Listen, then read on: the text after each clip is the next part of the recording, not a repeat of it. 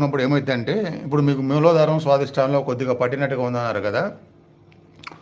ఒక మూలాధారం అనే కాకుండా మూలాధారం సహస్రారం కూడా లాస్ట్కి ఏం జరుగుతుందంటే ఏక మొత్తంలో ఒకటే స్పందన మిగిలిపోయింది. ఒకటే స్పందన లైట్గా అది పట్టినట్టుగా ఉండవచ్చు, ఒక గ్రిప్ లాగా అనమాట. ఒకటే స్పందన అన్నిట్లో ఒకటే, ఒక దగ్గర అట్లా కాకుండా అంత ఒకటిగా మిగిలిపోయింది. దానితో పాటుగా అదే స్థితిలోకి శరీరం మొత్తం కూడా కలిసిపోయి శరీరం మొత్తంలో ఒకటే స్థితి ఉంటుంది. ఇప్పుడు వెన్నుపాములు పలానా దగ్గర ఇలా ఉంది, తలలో ఇలా ఉంది, ఆగ్నేయం ఇలా ఉంది అని చెప్తారు కదా.